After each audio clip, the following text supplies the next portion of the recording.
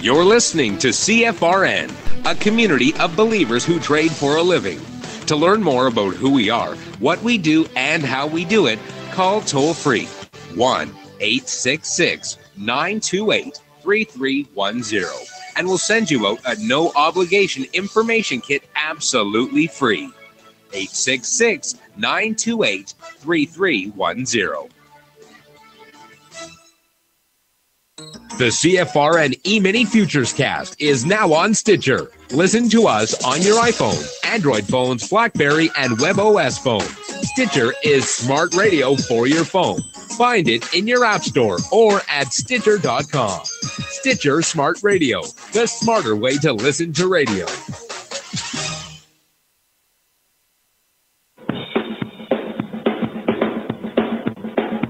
Are you ready, Steve? Andy? Yeah! Bert? Well, all right, fellas. Let's go!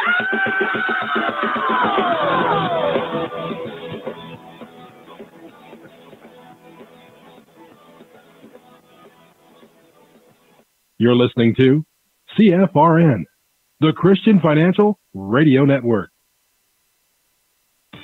Today's broadcast is brought to you by Audible. Get a free audiobook download at www.audibletrial.com/CFRN. Over 85,000 titles.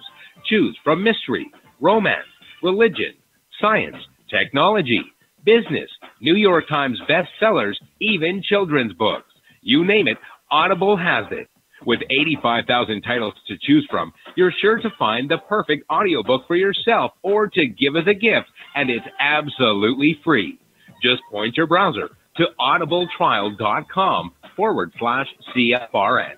That's audibletrial.com/CFRN. And become a part of the audiobook revolution by downloading your free audiobook today. audibletrial.com/CFRN.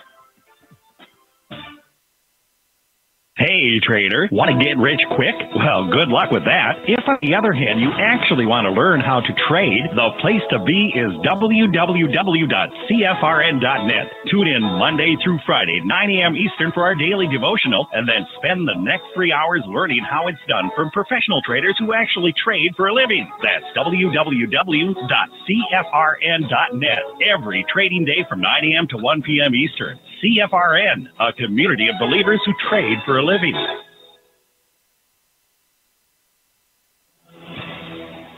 Good afternoon, traders, and welcome back to the CFRN Emini Futures Cast. This is the daily broadcast of Indeterminate Length, where we discuss all things Emini, along with some really big ideas on the finer points of trading gold, bonds, crude, sugar, the euro, and even T-bills. Joining us today from our studios in Boston, Mr. Michael Borth. From our trading desk in Chicago, Mr. Burton Schlichter. Now, to get things started, let's go to our host and founder in Studio A, overlooking South Mountain, America's largest city park. Here's Dwayne.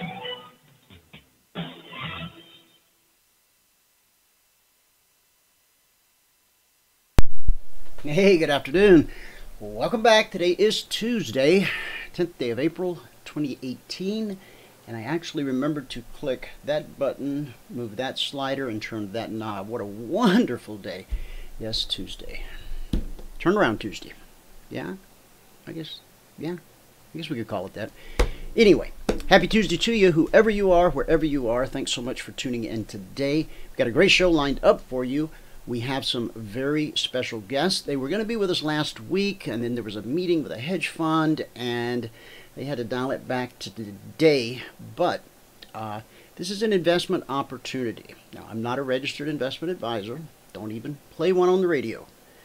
However, the two gentlemen that will be joining us at 1 p.m. Eastern today, one of them is the president of Retirement Planning Masters. The other gentleman is general counsel for First Global Capital. This is a very interesting investment opportunity. Now, again, I'm not registered. I can't give investment advice. But in my opinion, the concept anyway is as solid as the backbone of America. You'll understand why I say that as you learn more about what it is these two different companies offer together. Okay? Michael has an appointment that he needs to dash off to, so at this point I would normally do the numbers and all that stuff, but we'll hold off on that. I do want to make sure you can see the charts though, because Michael is going to do a recap of what happened in the live training room yesterday and today. He'll breeze through it, I think, because he's in a hurry. But when I come back, we'll do all the numbers and everything we normally do, and we'll also speak with John. Hopefully he's going to be here about 12:30 Eastern. That's what we've planned for. Now, if you cannot see the chart I have up, do this. Go to our homepage at cfrn.net. On the right-hand side of the page, click the big microphone, follow the instructions. You'll be registered through the end of the month. 30 seconds for 30 days. Pretty good deal. I also want you to go to youtube.com/CFRN/live. And the reason I want you to do that, I want you to bookmark that page. Because if the normal channel ever lets you down, right? If it ever lets you down, go to the backup at YouTube. And some folks prefer the YouTube experience. So there are 2 live streams each day during the live show. One generated through our go-to software, and the other, we just stream it live right to YouTube. Pretty cool stuff. The Dow up 517 points at the session high today. We'll go over all those numbers and more. It's going to be a great show. Now, don't expect a 4-hour powerhouse show like we had yesterday, because I just can't. It's not that I don't want to. Had a great time yesterday. Really enjoyed it. You're some nice people. You know, I hope you'll stick around. Wait, you have been around. Okay. All right, Michael, if you're ready, let's go ahead and get this recap rolling and get you on the road, and I'll get back to showbiz. Okay. Now, I got it. Jada just came up with a doctor's appointment too, and her dad fell and broke his wrist. So we got a lot of stuff going on, but I'm still going to do the 1:15 meeting this afternoon. So if somebody would type a Y in here, I can post the link for that 1:15 meeting this afternoon. I just realized from the monitoring computer I can type a Y. Oh, good. Bingo, bango. Okay. We're self-sufficient. Yeah, the Y went into the wrong room. Oh, well, we only have one room. No, you got to open up the question box and type a Y in there, or type anything in there. Silly rabbit! Why didn't you say so? Put it in the chat box. You know what? Oh yeah, okay, maybe that'll work. That work? There it is. Okay. Oh, Larry did it. But Larry did it. Larry. Hey, Larry, I was going to do it. No, okay, I'm kidding. Thanks. Appreciate it. Okay. Those of you that missed yesterday's show, that you're having this after. No, you're good. It's going to be recorded, but anybody that's on the trial, okay, you should be there with Michael. This interview that we're having, it will be recorded, and I'm going to have these gentlemen back a couple of times, you know, maybe a couple times a month. This is going to be an ongoing relationship. So, if you're on the trial, you need to be with Michael, and then catch the interview later. I mean that's only a handful of the entire audience. You can always go out to YouTube and get it anyway, right? It's all recorded out there, so you can get it right after the meeting. Yep. As a matter of fact, if you missed the beginning of the show, all the commercials and stuff, you could go to YouTube right now, and you could back it up like a VCR. Whoop, yep. And start at the beginning of the show. How cool is that? Exactly. That's awesome. All right, buddy. Let me hit mute. It's all yours. Okay. All right. Well, here we go. Good afternoon, everyone. Today is Tuesday, the 10th day of April, 2018. If you have not taken a free trial with us, go to the homepage here at cfrn.net, and up here at the very top, it says sign up for the CFRN Live Training Room, 100% free trial. Your user indicators, learn our strategy. Click here. When you click there, you'll be brought to this page, where all we ask for is your email, your first name, how you found us. Hit the submit button, and you'll be sent a confirmation link. You must click on the confirmation link. Okay, if you don't click the confirmation link, we don't know you took the trial. So make sure you do that. Okay? All right. Now, I could open up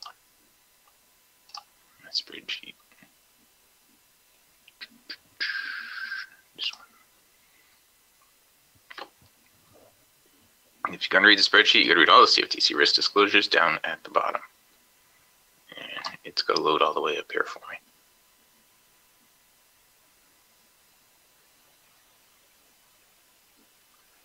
Hang on. This spreadsheet goes back over 5 years now. So it's got a lot of data. Okay, so I'll do yesterday and today. All right, I can't do the trades from yesterday because they were on my laptop. But yesterday we made 1 tick in crude and 1 tick in the ES. And we're only up 22.50. All right, it was a really slow day. We had 1 more break-even trade yesterday, but that was all we had. We had 3 trades yesterday. Today we had 6. The markets the last couple of days just haven't been giving us any opportunity. Today we stopped out on crude. We made 4 ticks in gold. We had 1 tick profit on the ES, and then we stopped out on the ES, and that put us down. So we had a red day today. We're minus 127.50. So on the month now, that puts us at 937.50 over 7 days, averaging 133 per day. On the year, $10,291. That's over 65 days, averaging 158 per day. Okay, but again, we had a red day today. We did not make the goal for the day. We didn't make the goal for the day yesterday either. But if you look at last week we started off the month. We started off the month on the 2nd with plus 17.5. Then we had 250, 200, 220, 355. So we finished off the week strong last week. And we started off the week a little slow this week, but we'll get there. Okay, now I'm going to color this so it is not deceiving. It was a red day. All right, we're minus a little bit on that day. Okay, back to what we actually did. This was the 1 gold trade right here. We made 4 ticks profit in that.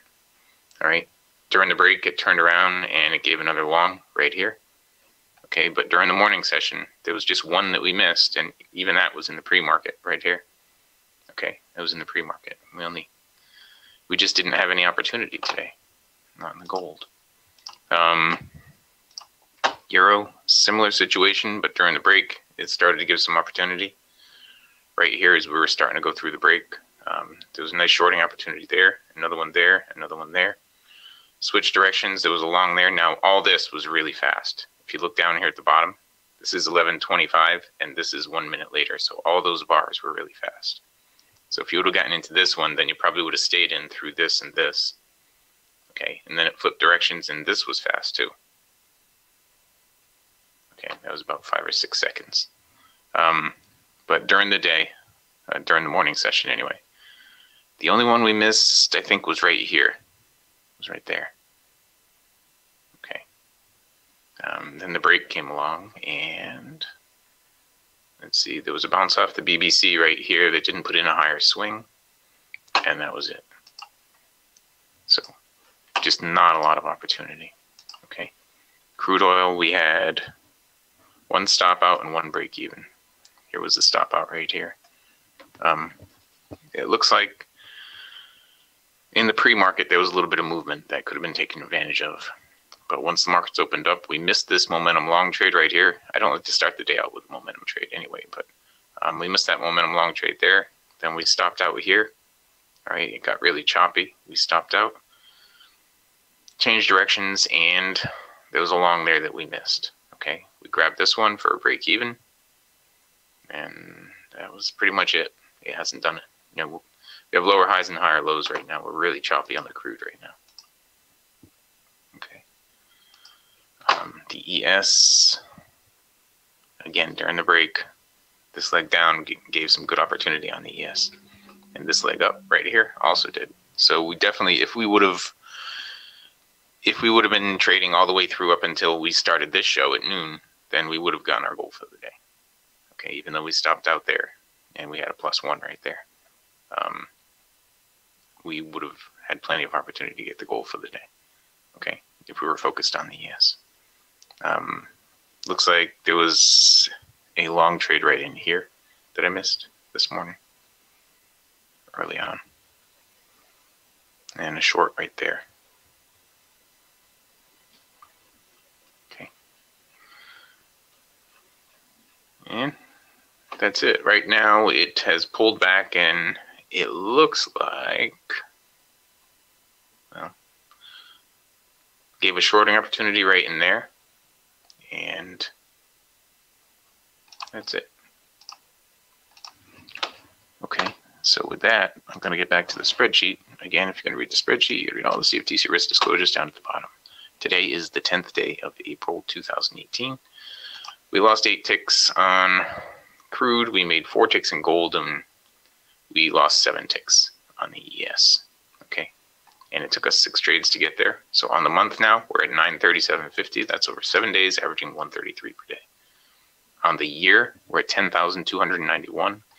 That's over 65 days, averaging 158 per day. 158 per day. Okay. If you have not taken a free trial with us, go here to the homepage at cfrn.net. Right up at the very top, it says sign up for the CFRN Live Training Room, 100% free trials, user indicators, learn our strategy. Click here. When you click there, you'll be brought to this page.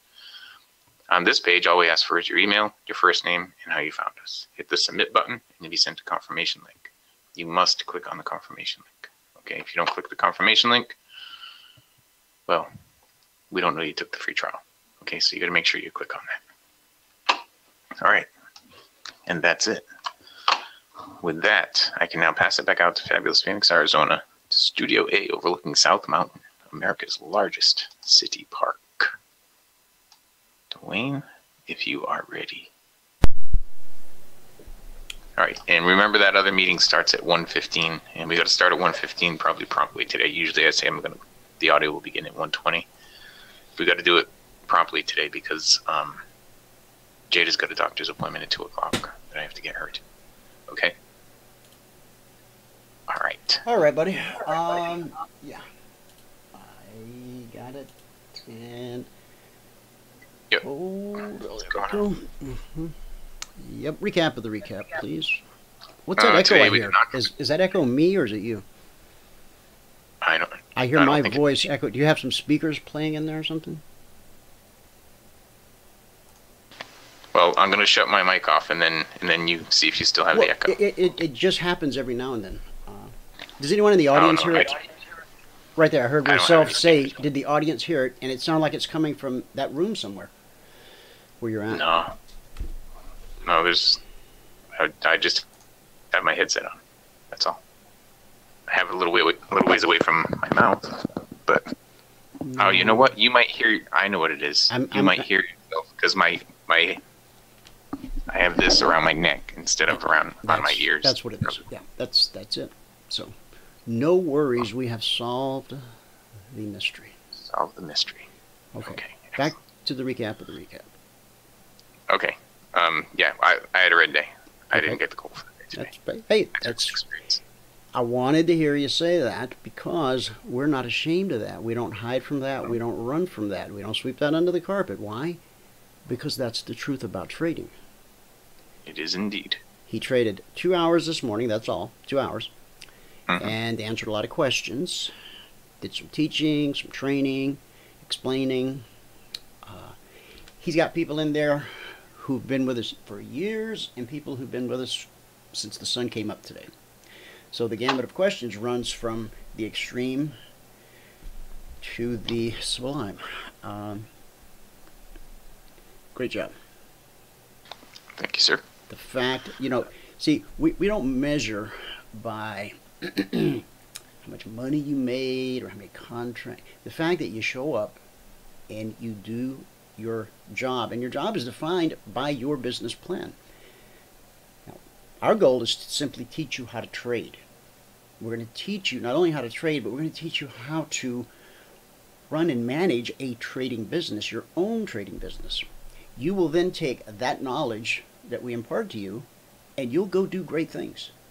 Greater than things we've done, I hope. And you'll pass that on to someone else.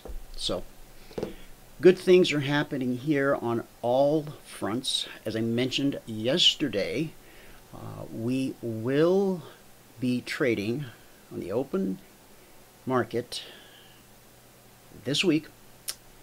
And I've had confirmation for weeks, and I've kind of had to keep it quiet, and it's been tough. And I wrote a letter to everyone, and I even read the letter, I think, yesterday, or part of it, and I explained it to you, and it makes perfect sense. Now, the big question is, are we going to go live Thursday, or Friday. That depends on how my afternoon goes, quite honestly, because I have 2 mentoring sessions and some other things that have to be taken care of. But I did tell you in that email that I would notify you the day before the press release goes out. Which means if I were going to send the press release tomorrow morning, Wednesday, I would need to tell you today. I think I'm going to send the press release Thursday morning, which means I'll be telling you tomorrow, and then live trading will begin. I'll give you the exact time on Friday that you can come in and place your first buy order. All right? So, and I also told you that I would mail you a copy of the press release too, didn't I? At the same time it hits the international wires, both here and in the UK, I will be emailing each owner a copy of that press release, so you don't have to go out and search around and find it. Or, you know, why don't I make it easy on myself? As soon as the press release hits the wire, I'll put it at emini.cfrn.net. And since my labor dispute in Pakistan is finally over, thank God, I just might have it posted at christiantraders.com in the form of a pop-up for a couple days. How about that? Now, some telemarketer has a phone number that's just like 2 digits off of my phone number that I've had since 1996. I've had this same phone number for 22 years. Does that make me old or stable? Makes your flip phone old. Ha ha ha. That's my Captain Kirk phone. My Dick Tracy phone. This thing is so beat up. See, that's the beautiful thing about having a cracked, beat up iPhone. You don't have to worry about anybody trying to steal it. You can leave it on the table. They'll chase you down in the parking lot. Sir, you left your phone. You know, we have highbrow clientele here. We can't have that junk laying around. All right, buddy. Have a great... Look at that market. Whoa-ho. Yeah, man, I was just looking at the ES. It just got killed. Yeah, we just triggered on the... We'd already triggered on the long side. Now we're triggering on the short side, but I'll get to that momentarily. All right, buddy. Let me let you go do what you got to do. And you did put in the chat box. You know, I need that. I need that. How come I don't have a chat box? I'd like a chat box. Yes, okay. I did put it in. Is it the question box or the chat box? It's the question box. Okay. I'll put it in the chat box. No. I'm going to make it jump out. There we go. All right, I'm good to go. See ya. All right. We'll see ya. Hey, we need to talk before sundown. My sundown. Text me or something. I don't know. Okay. All right. I'll let you know later when I'm out of the hospital. Okay. Don't call me from your bed. All right. Bye. Okay. Where y'all want to go first? Take a look at the numbers. What do you think? That sound good? Okay. Now, what sparked this sell-off, maybe you know, because I was running around busy while Michael was doing the recap, and I don't know. I do know that Mr. Zuckerberg is supposed to begin testifying before Congress today, and it's going to be a couple days event. I don't think he could have said enough this quickly to tank the market that much. Maybe the president sent out another tweet, which we're going to talk about in a moment. Let's look at those numbers first. Now, again, we have a special guest every day when John joins us at roughly 12:30 Eastern, give or take. And then we'll have some additional special guests at 1 p.m. Eastern. One of them is a partner, and he is the president of Retirement Planning Masters, and he works hand in hand with a company called First Global Capital, and their general counsel, Dale Ledbetter, will be with us also on the show today. So we'll have a little roundtable discussion, and for those of you who are approaching retirement age, although this is not an investment for retirees only, if you're looking for an investment that is supported by the backbone of America, and you'll understand why I say that in just a bit, then ask some questions, okay? I'm familiar with the concept, but I've not personally done business with First Global Capital. I have spoken to their general counsel, Mr. Ledbetter, very nice gentleman, and he'll be more than happy today to answer any questions on the show And of course, he'll give you his number so that you can contact him or Scott after the show. All right? So let's get to those numbers and just see what's really going on. These are the cash markets. We'll talk about the futures in a moment. The Dow currently up 304 points, 1.25%. NASDAQ up 83 points. That's 1.25%. S&P 500 up 28 points. That's a little over 1%. And the Russell 2000 up 24 points. That's over 1.5%. So it's a big green Radio Tuesday here in America and in the CFRN studios. In the commodity basket, looks like we got some green there as well. Remember, tomorrow, Wednesday, we get crude inventory numbers. Currently, crude is up $1.88 on the session. That's a gain of 3%. And if you don't have a benchmark, that's a lot. Trading 65.30 last. Gold is up $2.10, trading 13.4220 last. Let's look at the Asian markets. The Nikkei at the close up 0.5%, 116 points. Shanghai added 52 points on the session. That's over 1.5%. And the Hang Seng, big numbers, adding 500 points today. That's well over 1.5%. So green in America, green in Asia. How about those European markets? Oh, we got a trifecta. The FTSE closed up 72 points, exactly 1%. The DAX was up 135 points. That's 1.11%. Remember I tell you about it's going to follow us now, okay? CAC at the close up 44 points, almost 1%. So green at home, green in Asia, green in Europe. It's a big green Radio Tuesday.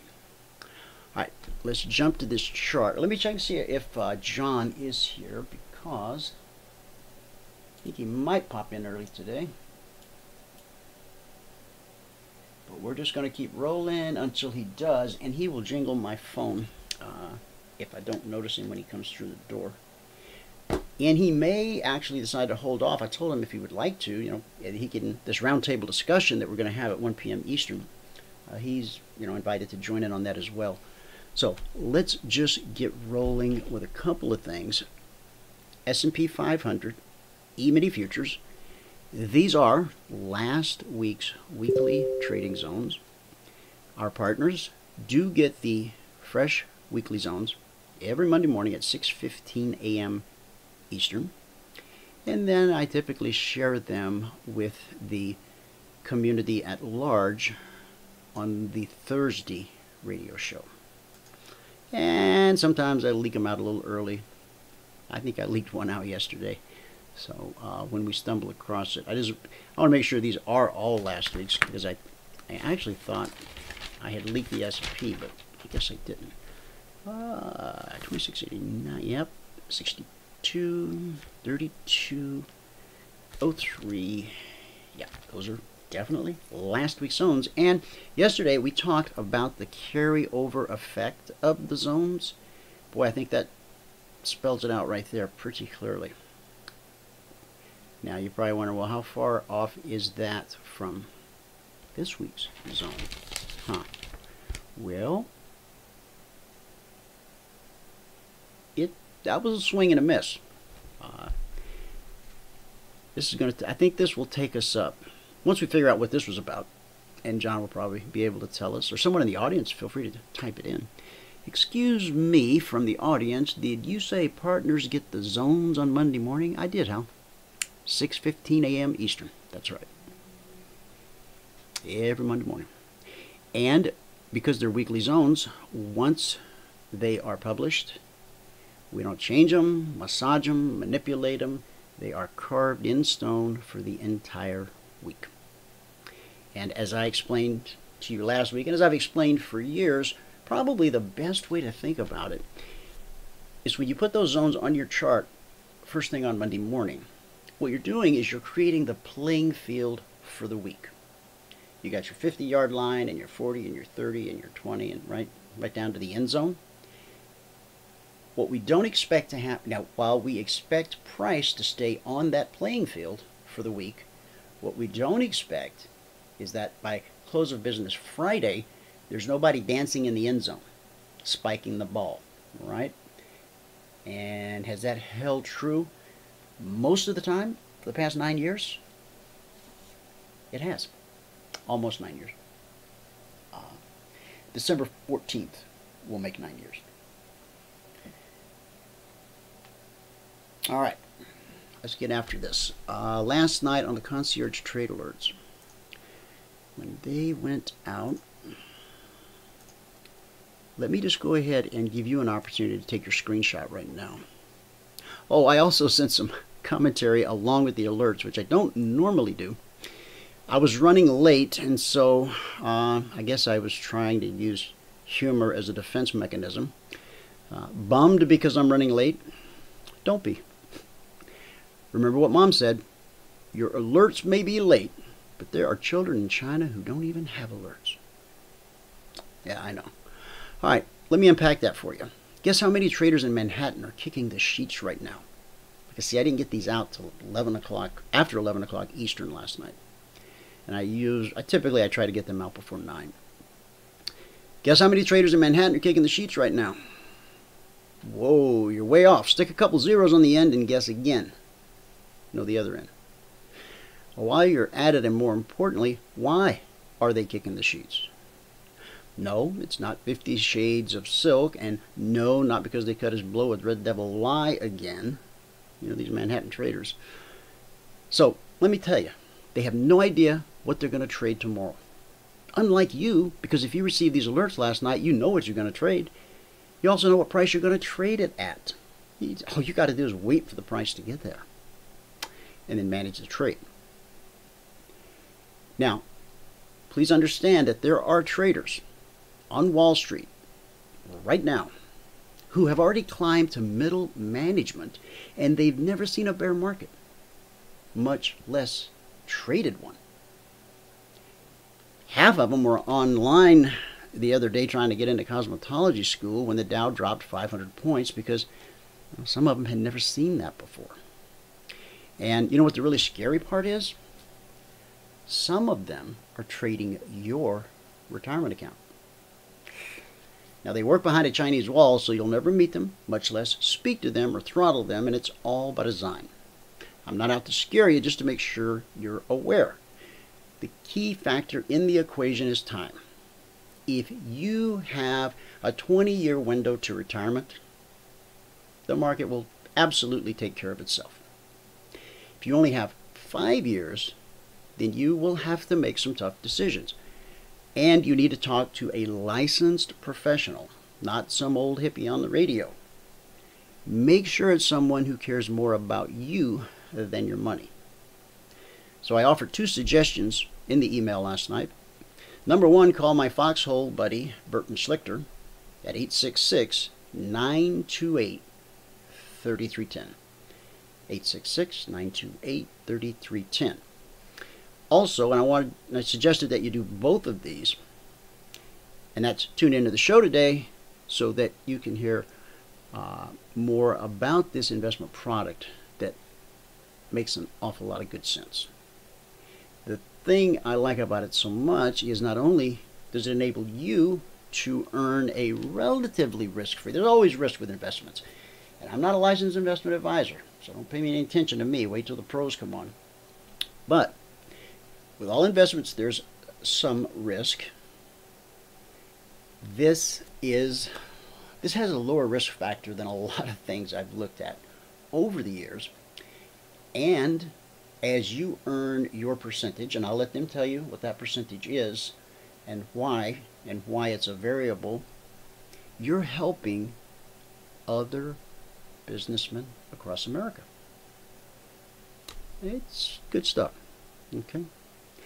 Now, this product is Wall Street agnostic, and that's important because winter is coming. If you haven't seen the monthly chart that we've been teasing lately, that's another reason you want to be here at 1 p.m. Eastern. We'll get you through it, okay? Without winter, there'd be no spring. As a futures trader, winter, spring, summer, or fall, all you got to do is tune in, turn on, we'll help you through it. Futures pay the same in both directions. I said all you have to do is make sure you're on the right side of the street. And we have the map. Ready? I'm already in that product. If it's the same, I love it. Gary. Really? What do you mean about those kids trading my retirement account? Gary, that's exciting. So you probably will have some great questions for our guest. Hal, I'm sorry that there are kids on Wall Street trading your retirement account, but if you have funds in a retirement account, then that's probably what's happening. That's how it works. And because we have been in this powerful bull market going all the way back to 2013, actually further than that, it really goes back to about 2009. So that's 9 years that we've not seen a bear market. 7, 8, what? I can't pull in any more data than 2013 on this particular charting platform, but go have a look, okay? Not only are they traders, they're in management positions after 7, 8 years, and they've never seen a bear market. Some of them had never seen the Dow drop 500 points in a day. They'd heard about it, but I guess maybe they figured, well, that's all behind us now, you know? Markets like trees don't grow to the sky. I promise. All right, let's go back and look at the S&P. We'll talk about this big chart later or tomorrow, okay? And, oh, the candle's green, so we've changed our tune. Not at all. Now, when would I change my tune? When would I say, perhaps we analyze the chart differently than it played out? This candle, or the next candle, or the next candle would need to close the month, because this is a monthly chart, above the CFMA1. Now, this is the exact same indicator set that you use in the live training room on the range chart, except this is monthly. Red and hooking down, blue and climbing. This is the first red close below the CFMA1, below the step line, since you got a little taste of it there. Okay, look at all these months. All these months we could have been just long. Just go long. Call me if price crosses below the CFMA1. I'll hop online somewhere in a coffee shop and close out my trade. That's one way of doing it. All right. Now, let's talk about another way. Last night, I was going to give you a chance to take a screenshot. Now, Michael and I have a running joke that whenever we get emails from people, and the email, whatever the content says, there's all these different fonts and colors. Yeah, that's usually a sign of someone that's maybe a fry short of a Happy Meal. Not always, but usually. And I work very hard to make sure that never happens. So guess what happened? Except I didn't use any different colors. But as soon as I opened this up this morning, I'm like, oh boy, I really did it then, huh? Last night, 11:15 p.m. Eastern, okay, we said, go ahead and take a screenshot. 5, 4, 3, 2, and 1. Yeah, Hal, even with Vanguard. Yep. Because that's the cycle of life. People get older and they retire and new people have to come in. So, okay. On the S&P, Emini Futures, we said to consider buying 26.61. Well, let's have a look at that.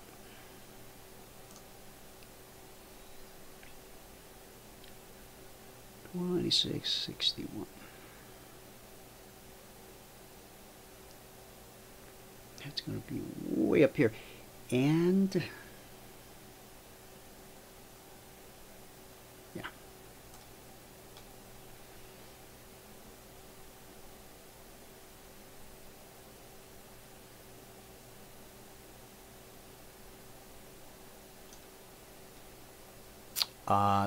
Yes, Hal, there are safe ways of using a laptop in a coffee shop, but you have to take some additional measures because you're on a public Wi-Fi node, and there's probably someone in that coffee shop right now sniffing the traffic, just waiting to catch some usernames and passwords and all that kind of good stuff.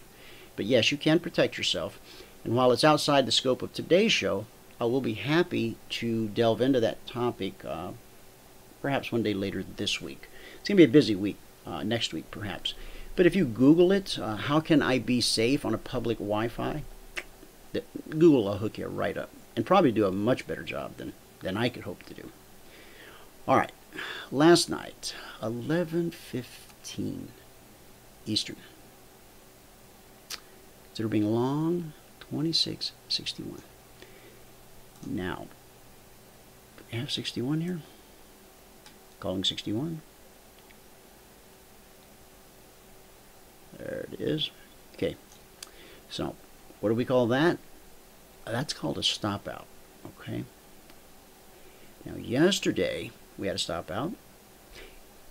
Important prices, important areas are almost always tested after that stop out, potential stop out. We discussed in depth yesterday. We had a 4-hour show yesterday. If you missed it, it was pretty good. We covered a lot of ground. We don't like to risk more than $300 per contract per trade. All right. Price gets back below the trigger. This time it ran up 3¼ points. Got back below the trigger. Off we go again. And that third trigger was worth 23 points at $50 per point, which works out to be about $1,100 exactly per contract available. Here,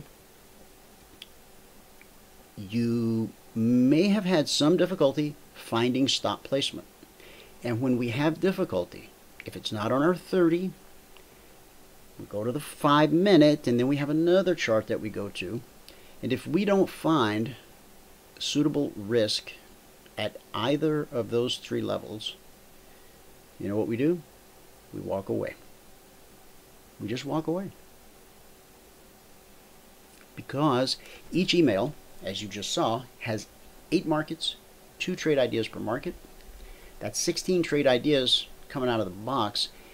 And because important prices and important areas are almost always tested, there is great potential that you'll see 20, 30, 40 triggers over the course of a day, especially the volatile days we've had of late.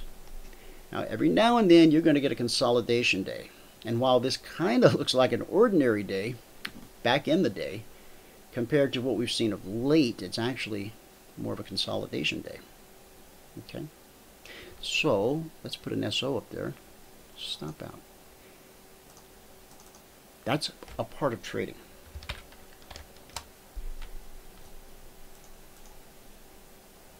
And anybody that tells you differently, they're more interested in your money than they are in your success. Okay? So be very, very cautious. There is no way, scientifically, mathematically, or magically, to avoid being stopped out in trading. Unless you don't use a stop, right? And then you won't get stopped out. You'll get carried out. We also said in that email, if you get an opportunity to sell 26.40, go for it. So let's just see about that. 26.40. Cutting it close, cutting it close. Okay.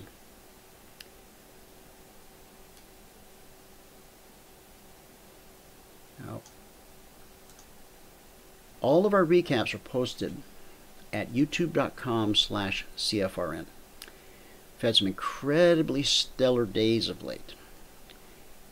I think this is a day that will help put things in perspective. Not because we knocked it out of the park again, but because there's a dose of reality here. Oh, it's not magic. Oh, yeah, because it's not, all right? Now, this was to sell 26.40. Let's get that down real quick.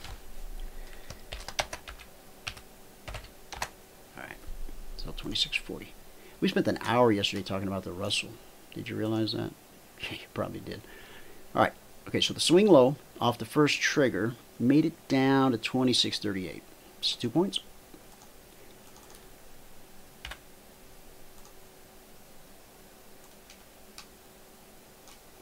Then this could have, if you are, let's see, the low was 40.50, low 40.50, low 40. Okay, so there was no trigger here. I must have that line up a little high. Okay, now what's the swing low here? A 38.50. So that's 1.5 points. I would venture to say this is the saddest day we've had in the S&P in quite a while.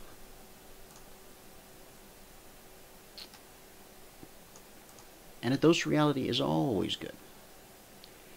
And this last trigger made it down to 26.55.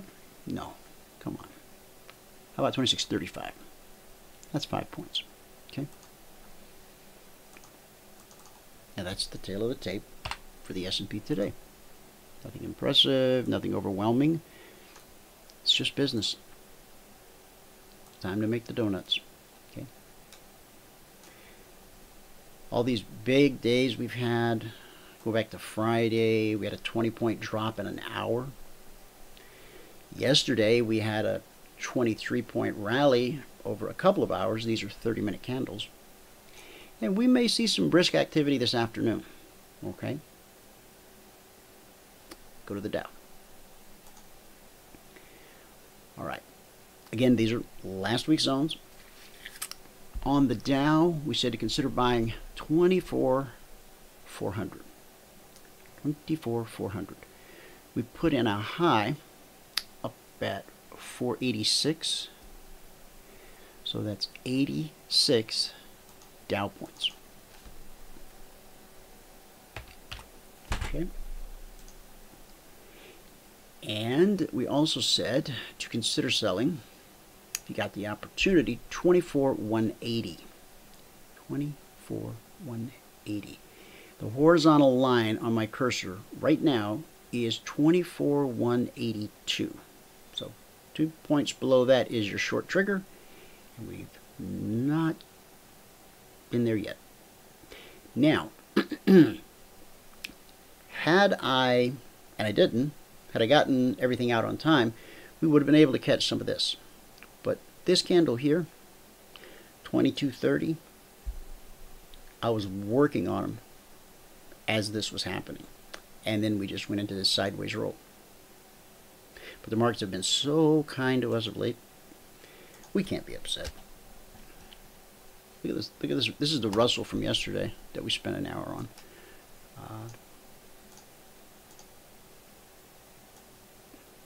So we won't do that again today.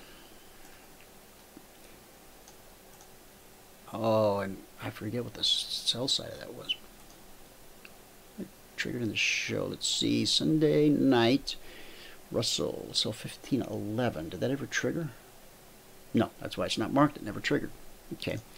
Very good. Last night on the Russell, we were looking to be buyers at 15.43. And we made it up to 45 and change. 45 and a half. It's 2.5 Russell points. $50 per point. The flip side, if you have the opportunity, sell 15.30. And this would be right here. And the swing low, 15.28.20. correct? 15.2820. That is correct. Got it? Okay. Let's jump to the NQ. Got just a few minutes left here before the guests show up. Now, this might be, oh, this is where I added that zone yesterday.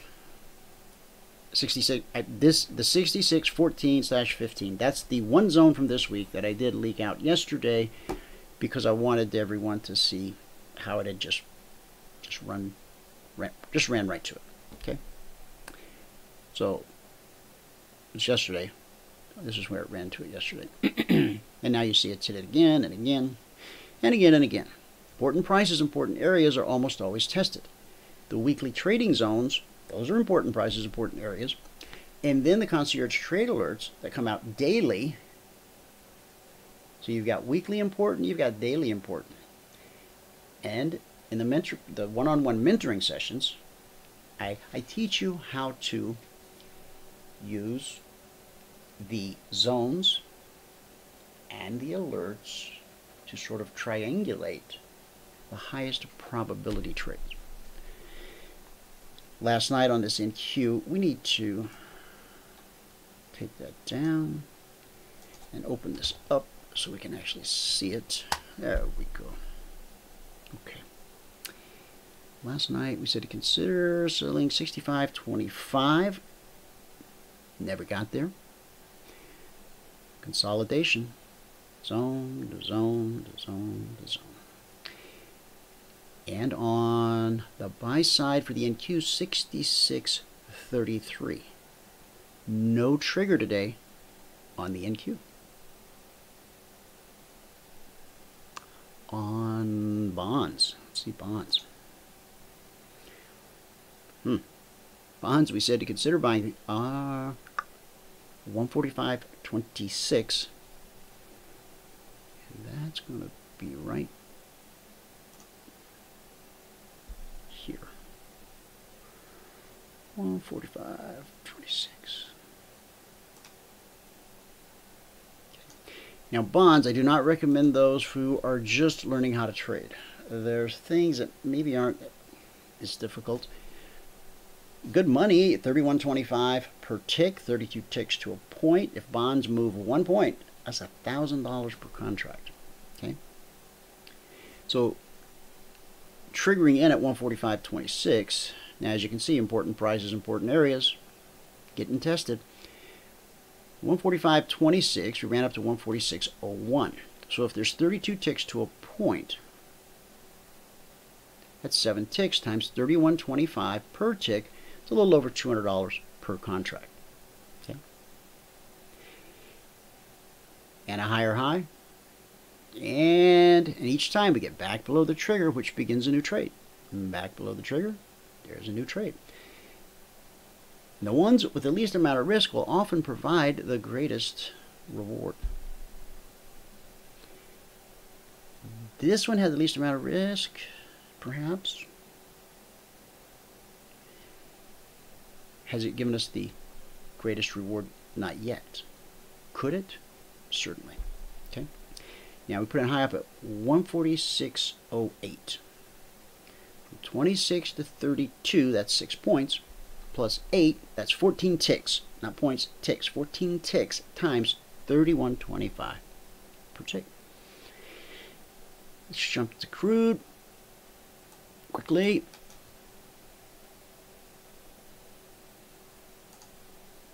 There's crude.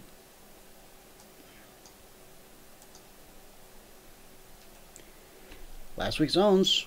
Remember yesterday we talked about the importance of the carryover effect. Okay.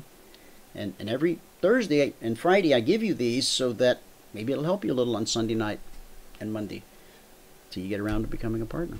Okay. Last night on crude we said to consider being long 64.15. 64.15. And that would be right about here.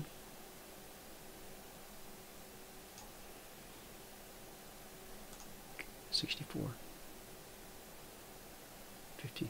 Okay, our guests are warming up in the bullpen. $64.15. Okay, buy $64.15.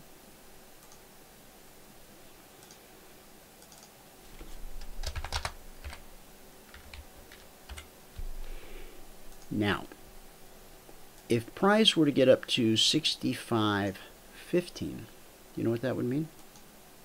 This is crude. At 65.15, it's a $1 move, or a point, as they say in the business. That's $1,000 per contract right there. How many times have I drawn this for you? Where we go? We break through a zone, hot knife through butter. We then pull back to the zone to make sure it's going to serve us as good support or resistance, depending upon which way the market is moving. And then we continue in the direction of the slice, right up to the zone overhead. That's kind of a textbook example right there. Okay. And if you were just trading 64 zone to zone on this one, what do you got there? 750 bucks. But if you're trading the alert, we get above, we get below, we get above. Important prices, important areas, almost always tested. So we actually did a better on that one than $1,000 per contract. Now, here's the thing. You'll never get out at the swing high or the swing low. Why? Because we trail a stop. We teach you to trail a stop. You may choose not to trail a stop, but that's what we'll teach you. And if you trail a stop, you're going to always leave a little something on the table. That's how that works, okay? And you have to, it'll take a little time, but you'll get okay with leaving something on the table. So many people put themselves through so much grief because they look back, after they have a beautiful trade, never in danger of getting stopped out, reach their goal, market comes back, takes them out, then runs another $1,000 per contract, as an example. And so they beat themselves up. Man, I'm never going to let that happen again. I'm going to figure something. What? Stop. You had a beautiful trade. You got your goal for the day. No danger of being stopped. It doesn't really get any better than that. Why don't you not? If it's not broke, don't fix it. Okay? Be okay with leaving some of the table. That means you did good. All right? You had profits. Okay. Couple more stop outs before the 3.25 gain. Jerry, no. I don't know which market you're referring to. Which one were you referring to? You're talking about the S&P?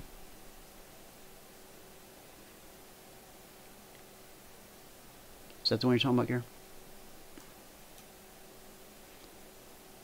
You figured it out? Oh, okay. Okay, all right. Good enough. I'll take your word for it. And Hal asked, will that zone apply on different time frames? Yes. High of the day is the high of the day on a 1 minute, a 5 minute, a daily, a weekly, or a daily chart. All right. And so, Mr. B, how are you, sir? Good. I'm going to try to get everyone in, so hold on. Okay. You're a gentleman and a scholar. Okay, our guests have arrived, and in answer to that question, Hal, absolutely, it doesn't matter what time frame you go to, the zones, the weekly trading zones, the concierge trade alerts, all those remain constant. Okay? And let's see.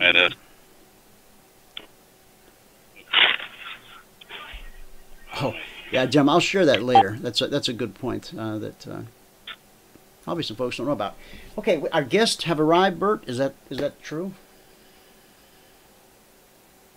Dale Ledbetter is here. Hey! I'm here. Got self. Dale is here, and Scott is here. These are the gentlemen that we've been waiting for. So are they in, guys? They're here. Oh, they're here. Oh, good. Okay. Oh, they're here. All right. Yeah. All right. Thanks, Bert. We really appreciate it. All right. No sweat. Yeah, thanks. Let me tell you who these gentlemen are. I told you earlier, but let me tell you again. See, that's how you're supposed to do a presentation. First, you tell them what you're going to tell them, and then you tell them, and then you end by telling them what you just told them. I think that's the way that's supposed to go. All right, Mr. Scott Self, he is the president of Retirement Planning Masters. Is that correct, Scott? Did I get that right? Yes, it is. Yes. Tried. And Scott is a partner, a CFRN partner, and has been for, gosh, how long? A couple years? I think about 3 years. Okay. And Mr. Dale Ledbetter, whose voice you just heard, he is general counsel for First Global Capital. Did I get that right, Dale?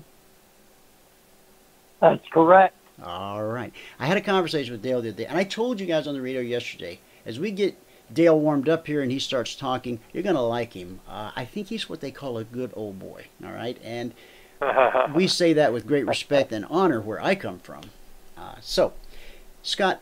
Yeah, Dwayne, Dale's also a Florida delegate to the White House Conference of Small Businesses. He's the delegate for Florida. Wow. To the White House Conference of Small Businesses. Yeah, I so see just that. Want to make sure everybody knew that too. Yeah, okay, and I'm glad you brought it up because, well, you probably don't know, but I've had some computer problems of late, and my browser's acting a little strange. Dale Ledbetter, Florida delegate to the White House Conference of Small Businesses, lawyer and outside counsel for a merchant cash advance firm. Now, here's what you guys are going to find very interesting is we have someone in the audience today who I think is currently on our trial. He is already in a vehicle just like this. I don't know if it's the same company or not.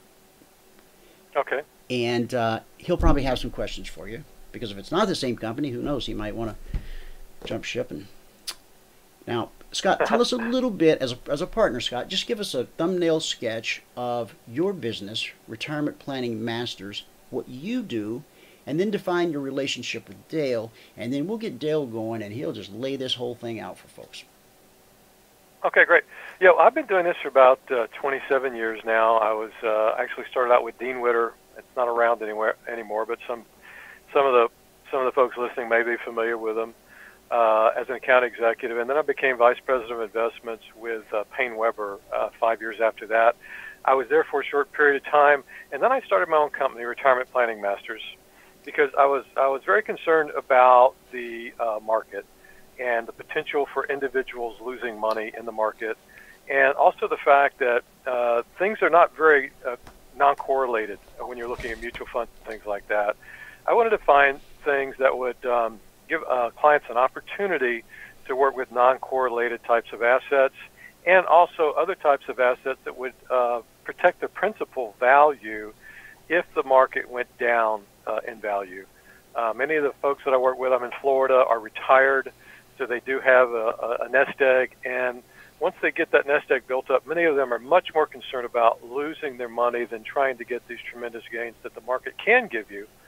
But at the same time, you can lose money in the same type of way that many clients lost money in 2008, and they were very upset about it, and people came to me after the correction, and they were upset because they either had to work longer, they had to change their retirement plan. So I work mainly with those types of assets where you can protect your principal value and assets that are non-correlated to what the market is doing. I do believe that you should have some money in the market, but I don't believe that you should have everything there, because even if you're working with mutual funds do give you diversification, but it's all within the market. It's all stocks. So right. Mutual funds, all mutual funds go down. It's just a question of how much when they have a correction. So that's mainly what I've been doing for 27 years now. Oh, that's a lot. And the fact that you get to work with folks who are approaching retirement or planning for their retirement, there has to be some satisfaction, personal satisfaction. When you see someone who thought they didn't have enough money, perhaps, to make it through retirement, and you help them find vehicles and ways that they can enjoy their retirement. Now, something I said at the beginning of the show as I was reminding the folks that you guys were coming today, I said this product that you're going to hear about today is Wall Street agnostic, and that's important because winter is coming. If you haven't seen the monthly chart we've been analyzing lately, you really want to tune in and hear this today, because winter is coming. And without winter, we could have no spring. As a futures trader, winter, spring, summer, or fall, all you got to do is be on the right side of the street, okay? But not everyone is geared to be a futures trader. And I understand that. And the fact that this product is not dependent upon Wall Street, it's dependent upon Main Street. I've teased the audience with the backbone of America today without telling them what that was. What is the backbone of America? Small businesses, Yes, medium-sized businesses. Now see, without a prompt, he got that perfect. Nailed it. Small businesses. They're the backbone of America. Chevy, that's the heartbeat of America. We're talking backbone. And I will ask you, Scott, to segue in as you feel it's appropriate to Dale and let him explain the program. Or are you going to explain the program and then let us ask Dale questions? How do you want to do this? Yeah, what we're going to do, Dwayne, is either you or I, we got some questions we're going to throw out to Dale, and Dale's going to give us really a background on the merchant cash advance business. You know what? Let's right there. Let's explain what merchant cash advance business is. Tell them. Sure. So what I'll do is, if it's okay, Dale, Dwayne, I'll introduce Dale and have him go ahead and take over as far as that's concerned. Okay. Yeah, I've had a tremendous opportunity to get to know Dale, and Dale has done many things in his lifetime. And he, as I said, he is the counsel, the outside counsel for a merchant cash advance firm. He's also, as I said before, the Florida delegate to the White House Conference on Small Businesses for I heard the White House needs a new lawyer. Yeah, right. And so, it's been a tremendous blessing and opportunity to get to know him, to understand more about how this works, and to be able to, let other people know about it so that they can have an opportunity to take advantage of it if that's something they seem that they would like to do. But first of all, what Dale wanted to talk about was the background of the merchant cash advance business, and go into a little bit of detail about that just for people that don't quite understand it as well as we do, so that they can understand more about how it works and how really big it is in the economy. Dale, would you mind going into that now?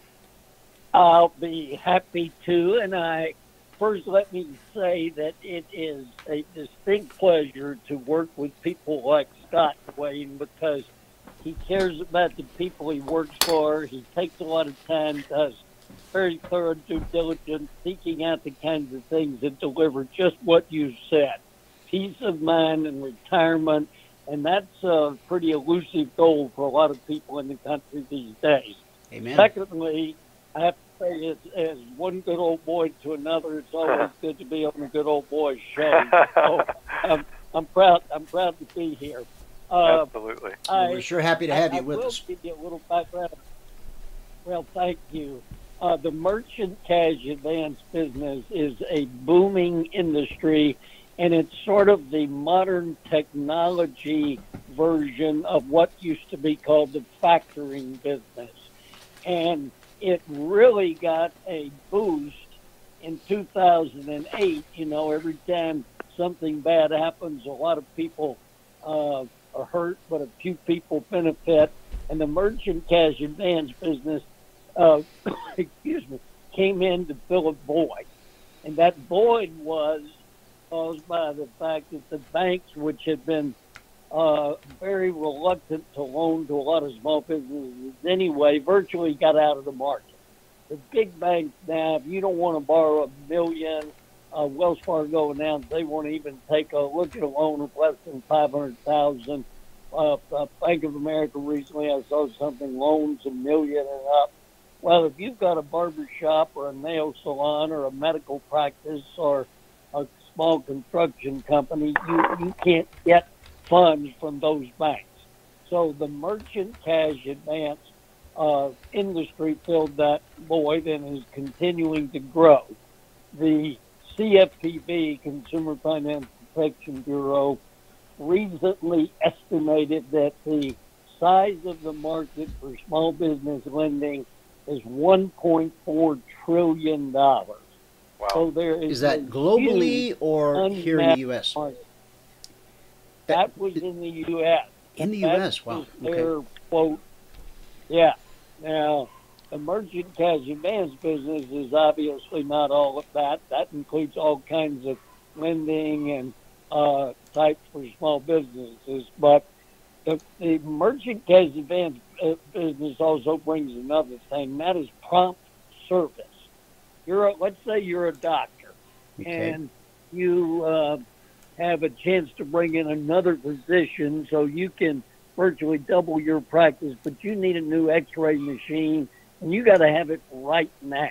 If you go to a merchant cash advance firm and you provide all the information they need, they provide an in-depth technological review of your financial status, they can give you those funds the same day that you request them. Now, that would take weeks, months, if you could ever get it from a bank. People are often surprised when we tell them, doctors, dentists, people like that, you would assume just to walk in a bank, get whatever they want. That's not true. No, it's not true. And you're right, Dale, if I could just add this a little bit, because this, I really stewed over this as the Fed, which I'm not going to go down that Jekyll Island train trip, but the Fed always gets me going. But when the Fed was doing the, what was it called? The, what was the term that they used for all that money they gave the banks that they supposedly were pumping into the economy? It never made it to the economy. It never made it to small business. Oh, QE1, QE2? Quantitative easing, yes. You know, I have a cartoon that I showed. It's so... a fifth grader could understand quantitative easing and how silly it really was. But so here's the Fed incentivizing banks not to lend money. Isn't that really what it boiled down to? If you're a small businessman and you walk into a bank, the banks were hung out to dry because of President Obama's lending policies. You know, if they can fog the mirror, give them a loan. Pretty soon, the guy making $8 an hour bagging groceries at Safeway, he's living in a $500,000 home. You don't have to be a rocket scientist to figure out that's bad math, okay? So the banks got burned because of their own greed, and then when, you know, the crash comes and small businesses really needed, you know, some capital to get back on their feet, the banks were like, yeah, you know, I could loan you money and probably get paid back, but if I just keep the money in the vault, the Fed will pay me every stinking day. Yep. I wanted to go to Washington, but I couldn't afford a bus ticket. Yeah, so, okay, back to you. Well, and that's a good interjection. Thank you. So the merchant cash advance business is set up to do very thorough underwriting. The company that I represent, they only make advances to 1 out of 11 of the merchants that come to them because they're bringing money in from lenders, and they want the lender's money to be safe. So the lender puts up the money. First Global seeks out the merchants that qualify. They then get the advance, and they can grow their business. In order to qualify for an advance, they don't get money to pay off old debts. They don't get money to make payroll. They get money to grow their business, and they must show that their cash flow daily is equal to 10 times the amount they're going to have to pay each day to pay off the advance. So what you have here is it's the only situation like this that I'm aware of. If you're in the stock market, somebody buys the stock, somebody sells it, you're going to have a winner and a loser. And that's true whether it's real estate, buying or selling a horse, or whatever it may be. Mm-hmm. But in the case of the merchant cash advance, the merchant is going to benefit because they're getting money to grow their business. The company making them the advance is going to benefit because they're going to get a fee. The company that brought the merchant to the merchant cash advance company is going to get a fee and benefit, and the person who introduce the lender to First Global is going to get a fee, and they benefit.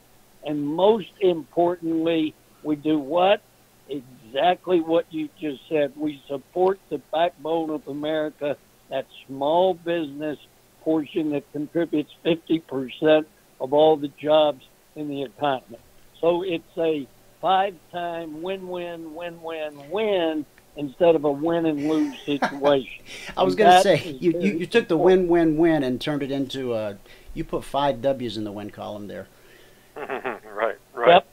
Now there's got to be a downside. I mean, this really it almost sounds too good to be true because everybody comes out ahead. Tell us what some of the caveats are and help us understand. Now, did you say that only 1 in 10 borrowers gets approved, or 1 in 10 lenders? But one in 11 of the merchants, and we don't call them borrowers because they're not. Okay. When you get a merchant cash advance, you are getting a merchant cash advance, which under the law is not a loan. Now, you're going to pay it back, and you're going to make a payment every single day. You go to the ACH process, and the lender who is loaning money to my client that they in turn advance to the merchant, they are the lender. My client is the borrower, and they then advance those funds to the merchants. Now, so let's look at it from the side of the lender who is loaning money to my client and how they're protected. Number one, that merchant, 1 of 11, gets funding, and they must show it's to grow their business, whatever it may be.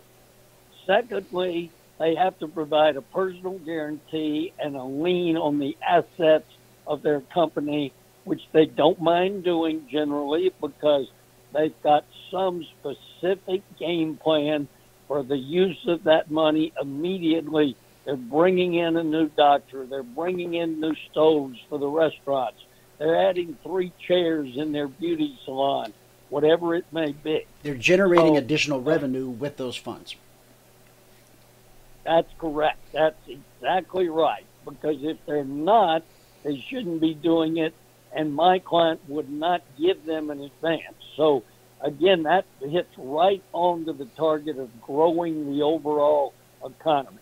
Now, the lenders put up money, and no more than 1% of their funds would go to any single merchant.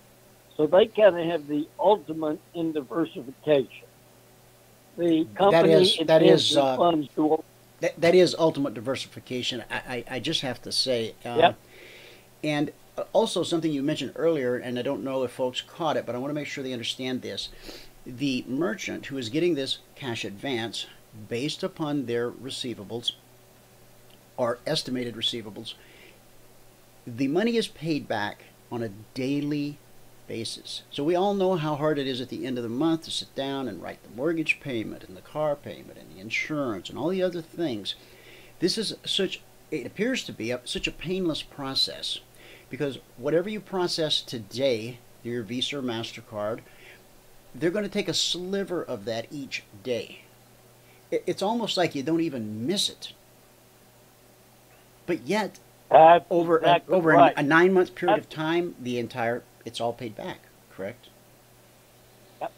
And that's what that merchant is interested in, not how much or the rate they're charging. How much do I have to pay every day, and can I manage that payment and use these funds to generate substantial bottom line benefits to my business? Okay. And if the answer is no, they shouldn't do it. And if the answer is no from the computations that the merchant cash advance company has made, they won't give them the money. Now, let me point out another thing that's so important there, and it really makes what we do very exciting in terms of dealing with lenders. Einstein made the statement that the greatest mathematical miracle in the universe is compound interest. I agree with it. Yes. If you buy a municipal bond, you clip a coupon every 6 months, you reinvest, you're getting a little compound interest. But here, your money comes in as a lender, my client advances those funds no more than 1% to any single merchant in over 300 different types of businesses in all 50 states plus Puerto Rico. And every one of those merchants is then making a daily payment. And if you've been in it 8-9 months, your funds are probably advanced to 1,800 separate businesses. Every one of them makes a daily payment back, so you're getting a cascade of money coming in every day. And what happens to that money? It goes back out to another set of merchants. Yeah, that's beautiful. As these little soldiers come marching in, you turn them right around and send them marching back out same day, next day? That's exactly right. And they're marching in with money and they're marching out with money. And the bottom line is a piece of all the money they bring back goes to the lenders. Gotcha. And that's how you get 5 winners. Exactly right. And that's how you get compound interest. And one word, one of my favorite words in the financial world, it's a word that is often neglected, and you emphasized it, Dwayne, thank you, is diversification and correlation, the word that Scott used. Because to take the example Scott used, and I love that, mutual funds, Wall Street will try to sell you mutual funds, and they'll sell you 6 or 8 different funds telling you you're getting diversification. When in fact they are so closely correlated that generally when the market goes down, they all go down together. That's right. And the other quick aside here, because the subject of mutual funds is brought up, and I wrote a book called How Wall Street Rips You Off and What You Can Do to Defend Yourself. And one of the things I say in that book is never buy an actively managed mutual fund, because they give you a prospectus that tells you the cost is about 1.17. So the cost of the value of the fund is about 1.17%. What they don't tell you, and very few brokers are even aware of the term, is to really know the cost, you've got to ask for what's called a statement of additional information. That's right. In that statement of additional information, it will show you that most mutual funds have true costs of about 4%. So you've got to make 4% just to break even. I'm showing a copy of your book on my screen right now. How Wall Street Rips You Off and What You Can Do to Defend Yourself. You wrote that with your wife? I'm working on... no, that was my paralegal. Oh, okay. I'm sorry. I thought I saw the same last name twice. Okay, that's your paralegal. Okay. He was my paralegal, and I'm doing a new book now called More Ways Wall Street Rips You Off and More Ways You Can Defend Yourself. And somebody asked me, well, are you going to run out of things? I said, no, I can write 20 books on that subject. Goodness gracious. So we, in the area of merchant cash advance, by comparison, you get complete transparency. You know what the costs are. You get complete diversification. There's no correlation with the market.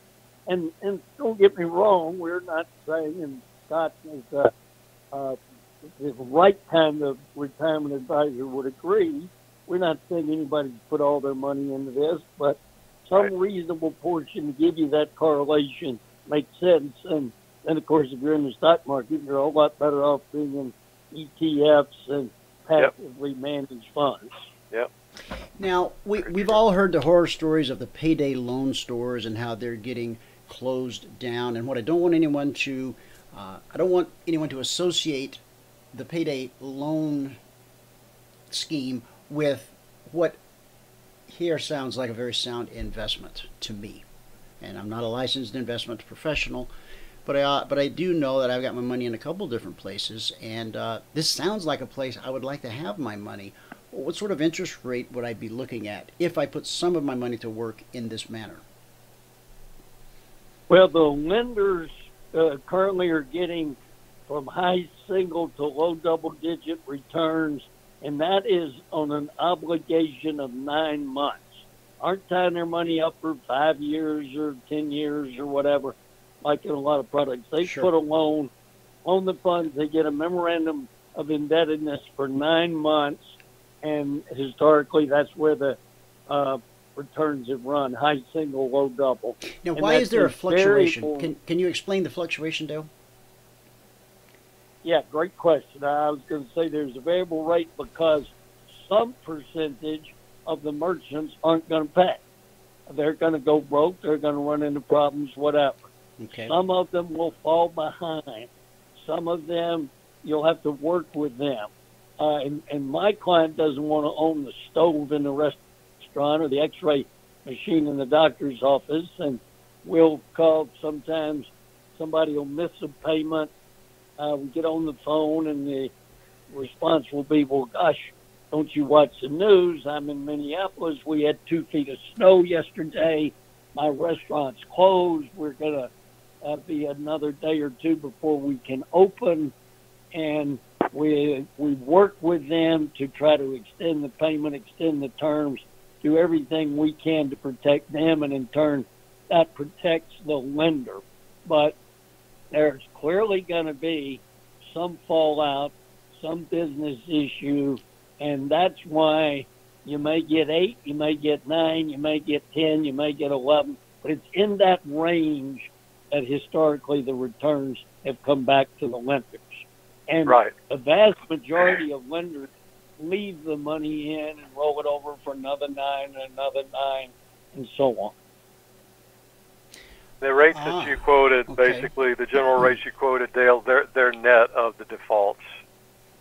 Yes, they're net of defaults, they're net of costs, they're net of, they're not like, this friend of mine called, he said, you know, I have a mutual fund and I put in $100,000. They told me I got a 9% return, but I've only got $104,000 in my account. What happened?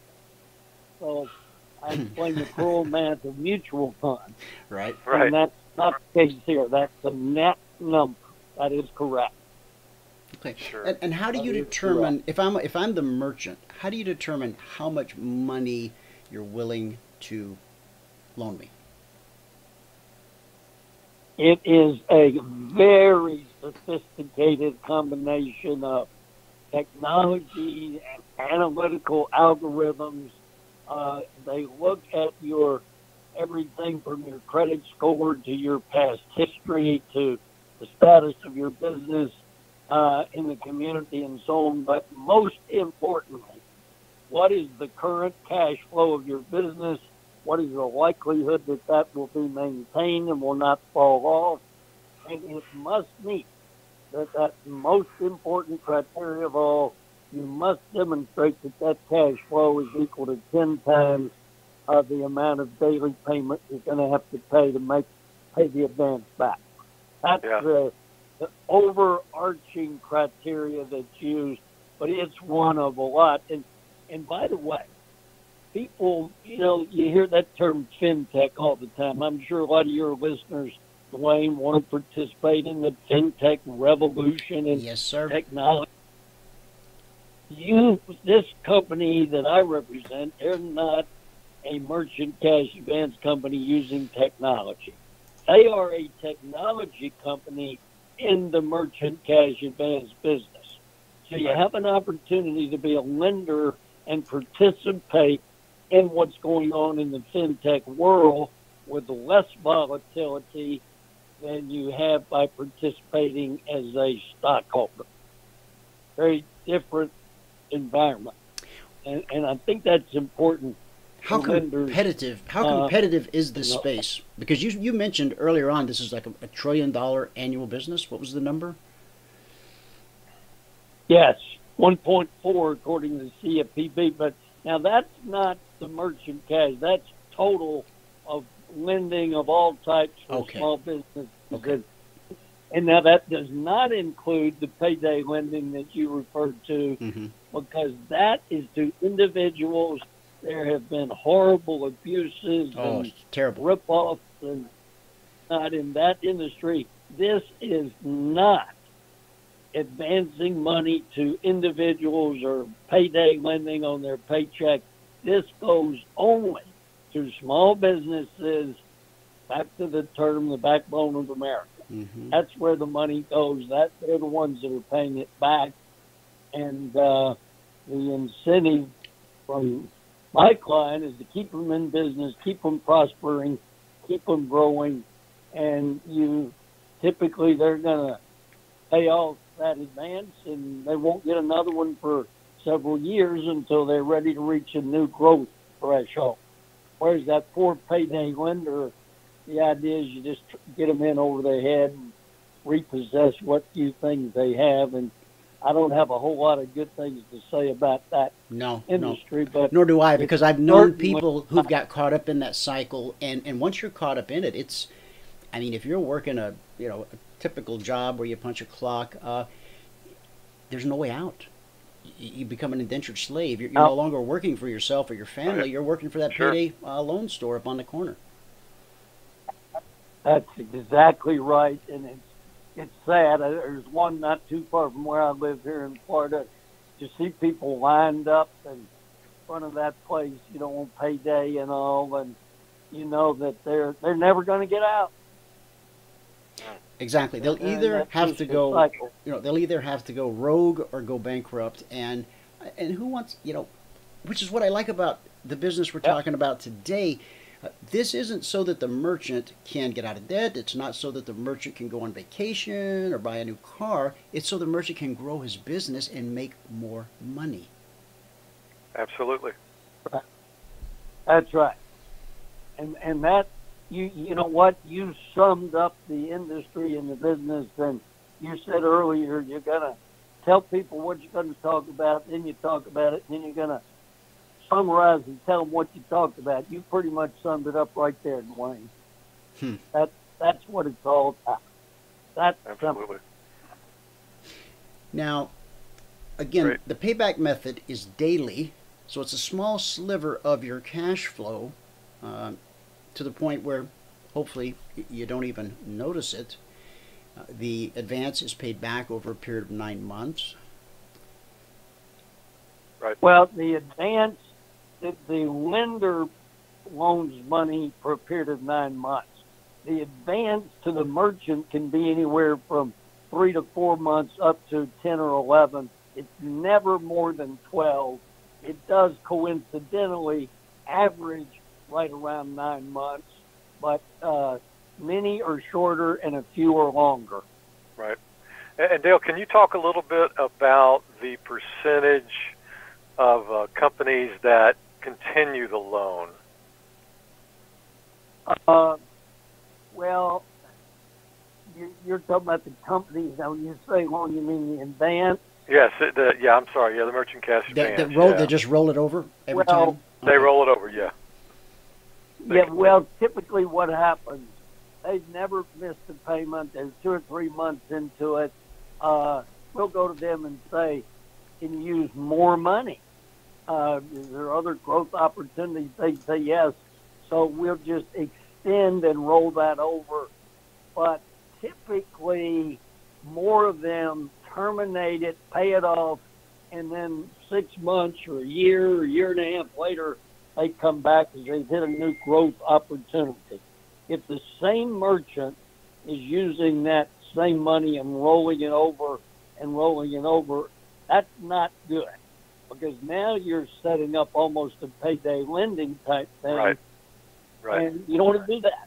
You want these funds to help elevate them to a new level of success to where they don't need your money anymore. Mm-hmm. Now, a year later, the restaurant can knock out a wall and add another stove and 2 more chefs and room for 50 more clients, so they need more money.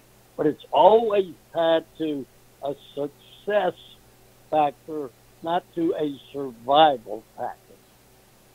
Now, does a merchant submit a business plan, or how do they outline to you how they're going to use the money, and then how do you follow up and make sure that they're actually using the money for what they said they would use it for? Well, that's a great question. They have to fill out a form. Everything requires forms these days, but it's pretty much done online. And generally, the merchants are brought to our firm and to other merchant cash advance firms through what are known as ISOs, independent sales organizations. These are people, actually, they're one more winner on the list. They're winner number 6 because they have a huge library of small businesses. They're constantly reaching out. Do you need money? You see Larry King on TV advertising for one of those companies. You see a couple of the Shark Tank people advertise for them. Yes. And they get the forms filled out. They send them in to the merchant cash advance firm, which then requires its forms to be filled out. And then you have what you need to do the financial research to make the decision as to whether they qualify or not. If they do, as I said, those funds can be wired to them literally on the same day.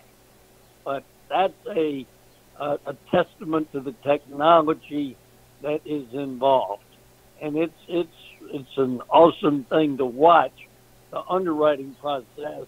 Now, our firm, a lot of them, it's pure technology, and there's never even a voice. You file an application online, you either are rejected or it's granted. If it's granted, you get the money, you make your payment. The only time a human's ever going to get involved is if you don't pay and they turn it over to the lawyers. So the higher quality companies, in my opinion, have a human touch before an advance is ever made. Someone goes out, and you can contract this out in every city in America of 3,000 people or more, to go do a visual inspection.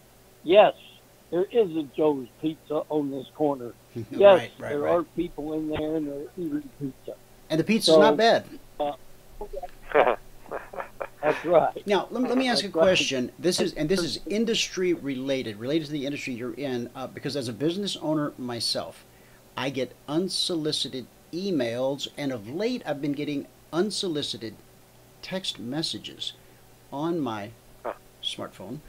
I wish it was smart enough to reject those calls before I answer them, but anyway, I got a text message not too very long ago, and it said, "Great news, that cash advance we talked about, we've got it approved. I just need you to call me at this number so we can finish up the paperwork."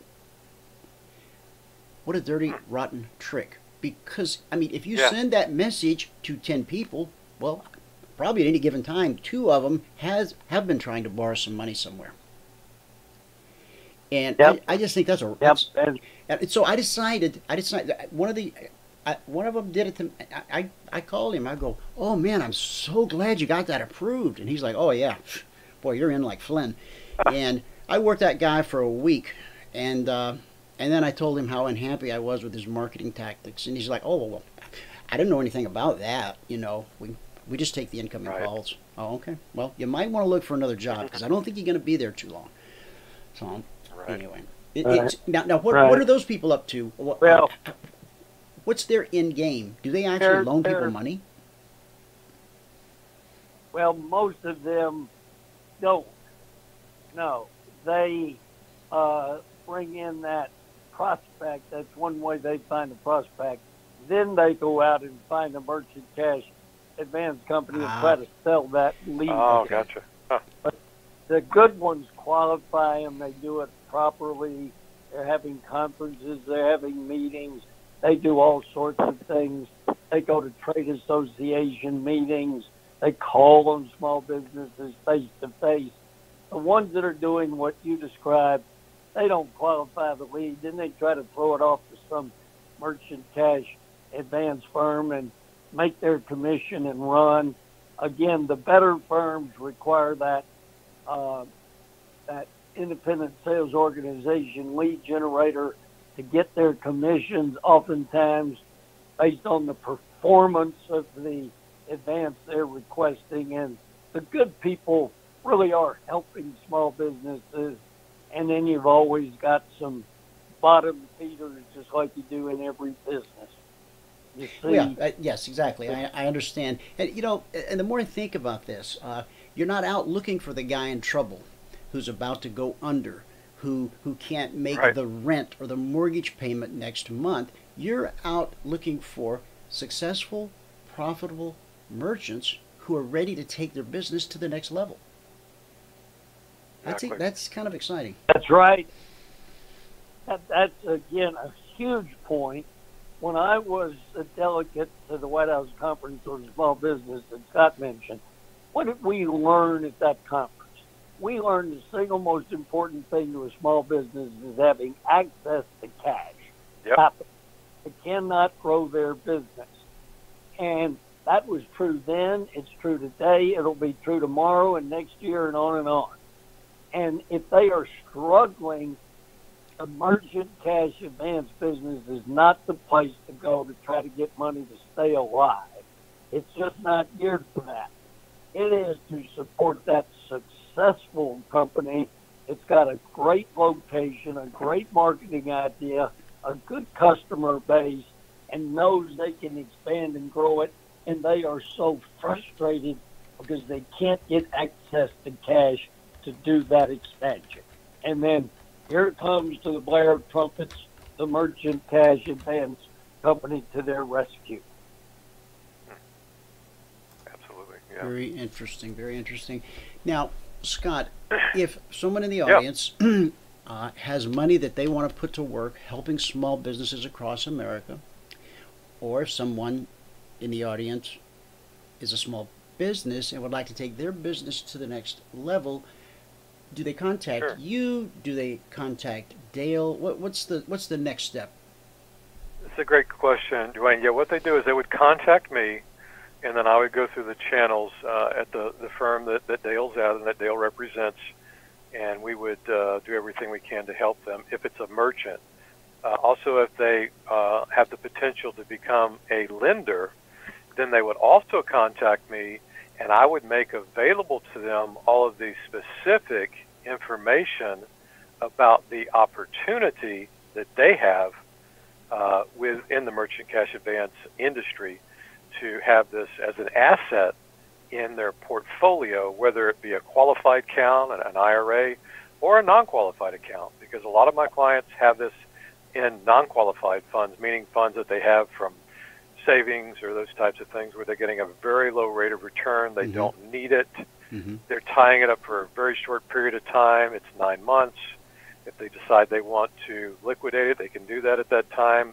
Most of my clients, as Dale said, over 95% of my clients just roll it over for another 9 months and continue to have it grow.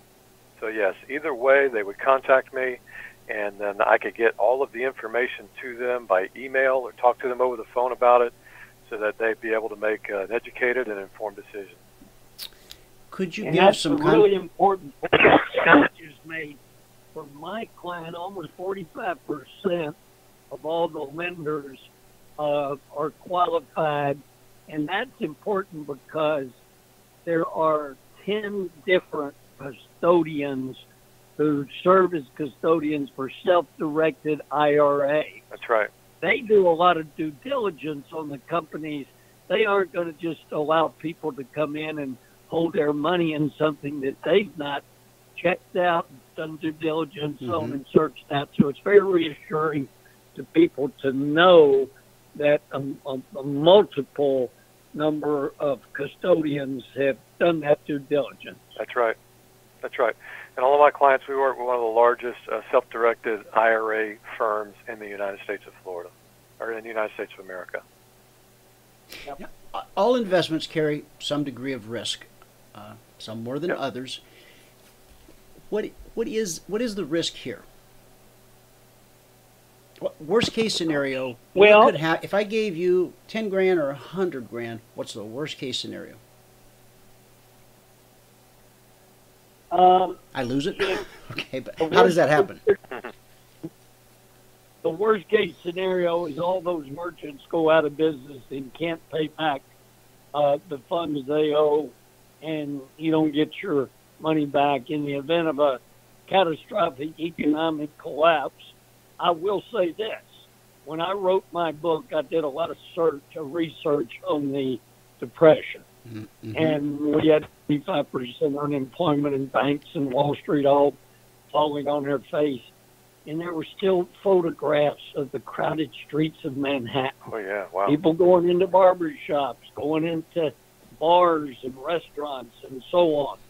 So if you have a big economic contraction, in my case, I do have a certain percentage of my money in this vehicle, because I don't think you're going to want to have it all in the stock market or all in real estate or all in any one area.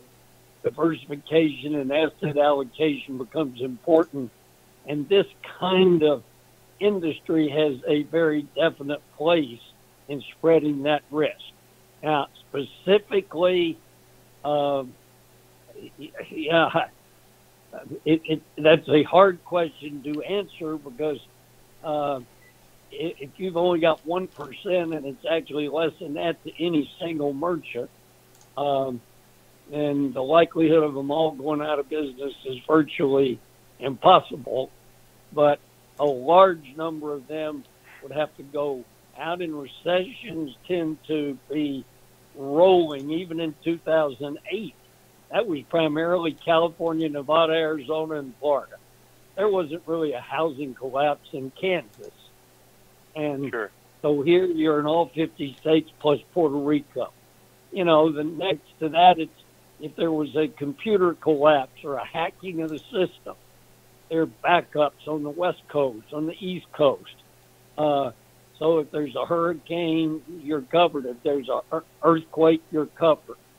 And it's hard to pin down more than that. And if enough of the lenders, there's a guarantee of 3% as a floor here.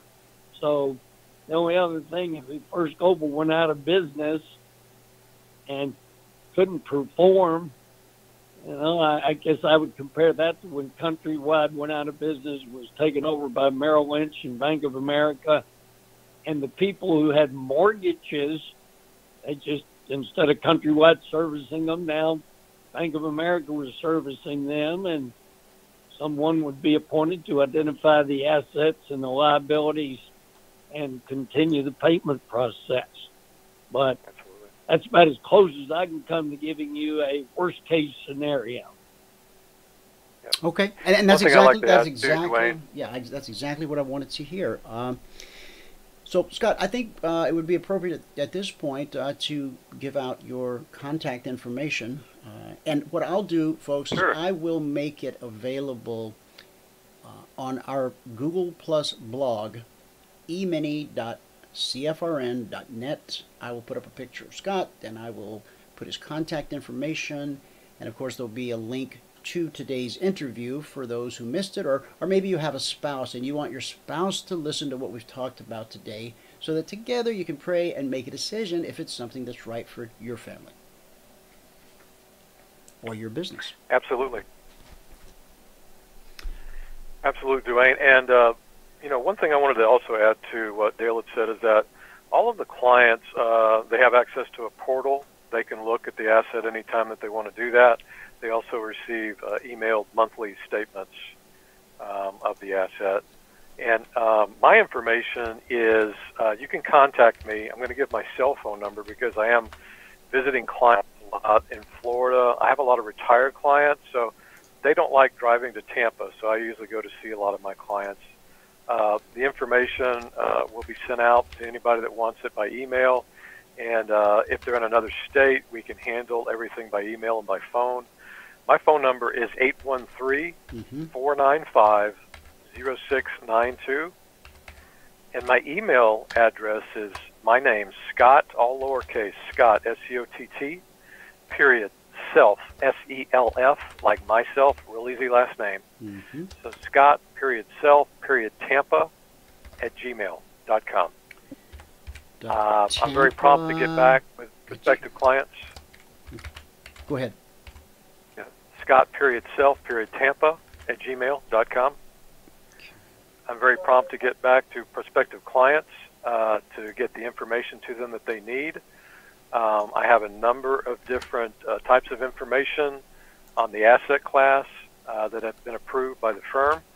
I'm happy to send all of that out to them. It's a copy of the Memorandum of Indebtedness There's a brochure that I'll send out to you. There's a frequently asked questions information that I'll send out to you. I'll also send you out all of the information on the company.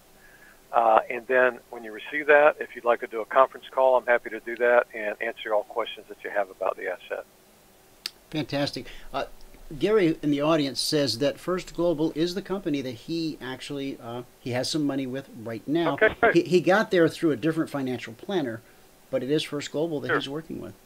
And he says he loves it. He says, I use the product and I love it. That's no better endorsement. Absolutely. Right.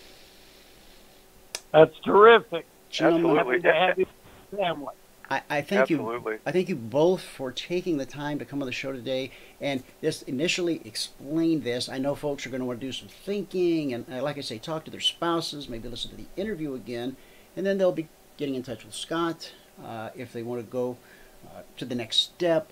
And then I'd like to invite both of you to come back maybe around 1st of next month, and let's do this again, because I think this is the type of investment. Because so many of us who are either putting on this radio show or listening to this radio show, we're active in the markets on a daily basis.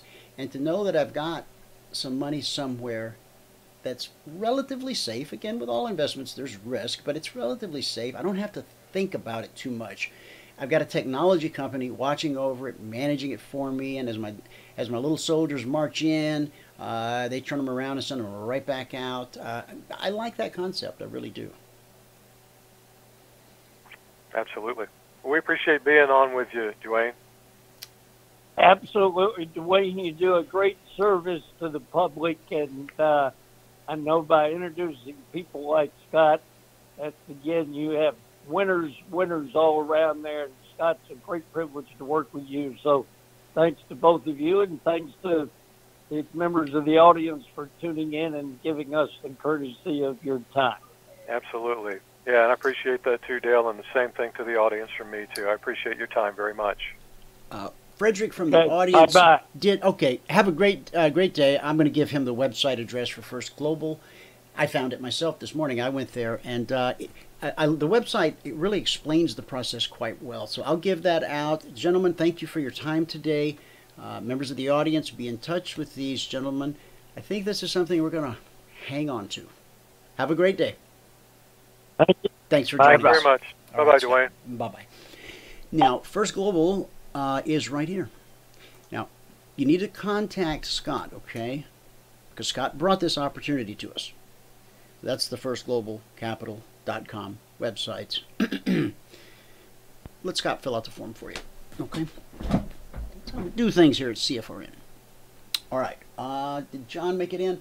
He did not. And I got to get, because I have mentoring sessions coming up, press release to write, and an open market to trade in. Pretty exciting stuff. If you don't know where we're at on the CT Global token, if you've somehow gotten behind the curve, if you need to be brought up to speed, if you need any questions answered, here's what I'm working towards, okay? I'm working towards a webinar tomorrow afternoon, a press release Thursday morning, and open market trading Friday. As it sits right now, I think that schedule will serve us all best. So look for a webinar tomorrow evening, 6 p.m. Eastern. This is for everyone who participated in the pre-sale CT Global, the CT Global token. If you need information on that, just go to christiantraders.com. If you have a question that's not answered on the website, by all means get a hold of me or come to the webinar tomorrow. Now, how will you know about the webinar? We'll be sending out an email to everyone who is on our mailing list. And for those of you who might not be on our list, I will post it, jot this down, emini.cfrn.net.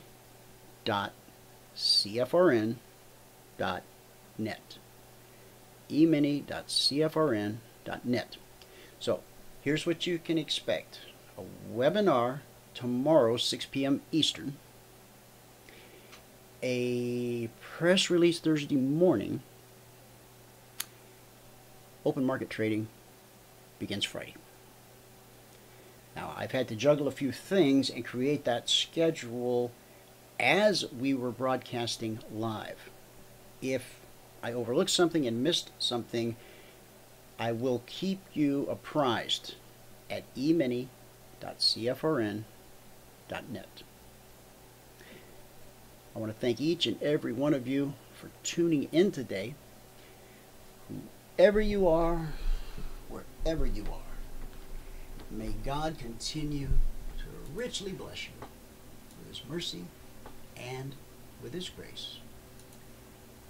And I'll see you at the bell.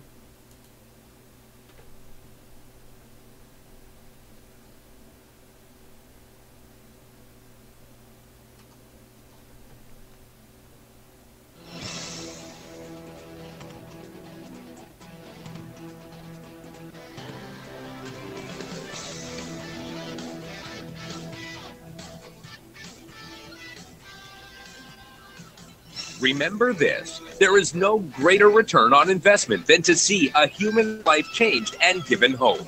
As always, pray hard and trade safe.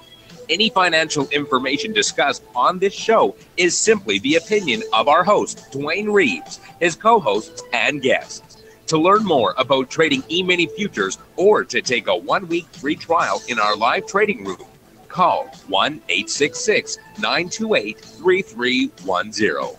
866-928-3310. Information discussed on this radio program should not be construed as a recommendation to buy or sell any security. Always do your own due diligence and consult with a licensed securities broker or financial planner before making any investment decision.